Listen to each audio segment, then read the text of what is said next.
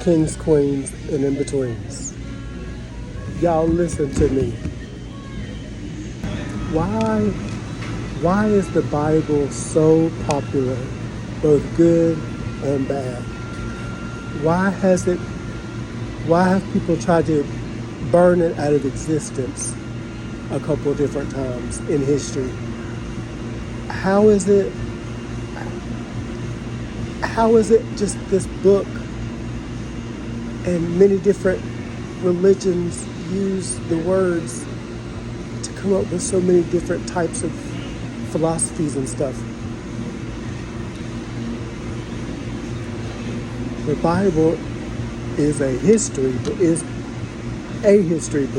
not the history book, but a history book of our magic, of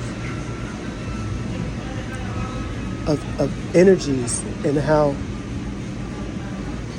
versions of us back then lived these lives and made these decisions, and their energy, when they were in this mode, things turned out this way. It was called God did this.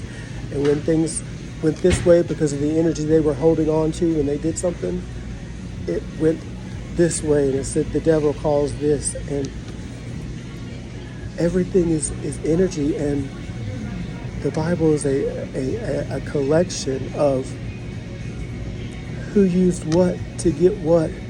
King David, what he asked for wisdom instead of riches, and then he got all of it. And then you got just it's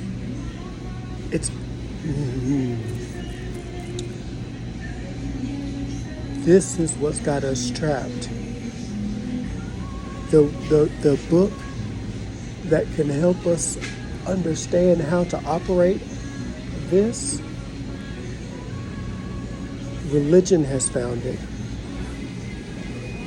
And now they're all over the place. I'm having such a moment because I've been learning to let go, like some of my videos say. It's allowing me to see things differently.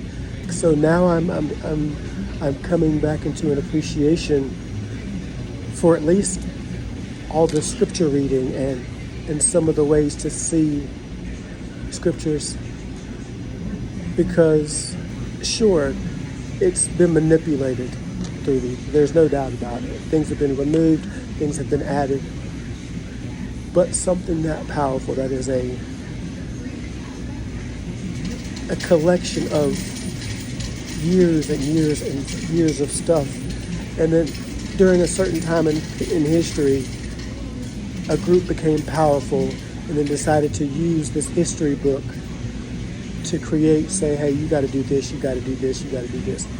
The reason I'm so excited is because I was having thoughts about how I always say labels are annoying and limiting, and our language that we speak is the same thing. And I'm like, what's going on? Why? So I was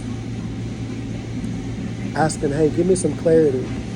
I thought about what was the story of when the Tower of Babel, when they were trying to, or Babel, build that tower, and then the languages got split and confused. And it gave me a reminder of what that story was. And then the Pentecost was kind of like the unification of the language. And it's like, so I'm still researching, but it's like vibration and there's unity, but when the unity became towards greed and self-gratification and self-elevating, then the vibration was stricken with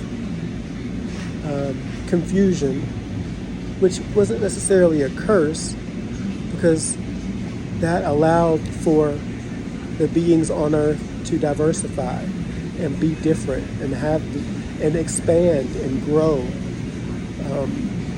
because it got to the unification was going in the wrong direction. And so that's when And so now that there's a lot of diversification, now there's too much you're right, you're wrong, you're right, wars, all this stuff, because everybody's lost the unity part, and they're all focused on I'm different, and you need to respect my difference, and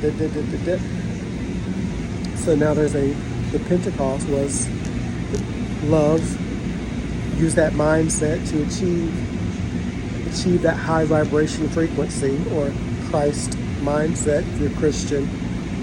To get there is that reunification of the human species, because we're all one and we're all just here trying to have an experience and have fun. But there's so much back and forth, and you're right, your wrongness, that we're missing out on the best parts of life. So it's really cool to see how if you take the demanding figure of God out of the picture and place them, well, not out of the picture, but reassign and say all of us combined make up this entity with animals and with everything. Everything is God. So I am not God, but that power is within me, and we're here together to grow and expand. So when you hold on to that and you read the Bible, Quran, whatever it is you want to read, if you assume that you're a bigger part of the story than this puny little human, and you read a history of how things went when people held a certain energy and did this or that, the widow that gave her last coin was blessed, or she gave more than the woman who just gave all of her.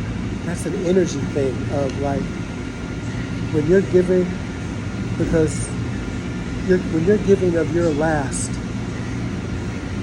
because you feel the value of what you're receiving is that powerful. Your reward is great. When you're just giving because you got to keep up appearances and whatever, it doesn't make your giving less. It just means the energy of what you're receiving is not as great. And so the reward is not going to be as great, because that's how energy works. So I'm gaining a new respect for the Bible, not as a tool to divide people, but as a study guide of how to do this, how to get this in a frequency that allows health, wealth, luck, good fortune. Like, we're here, that's part of who we are. We are abundance. But the mentality of the world right now is on all things not. And I think the reason why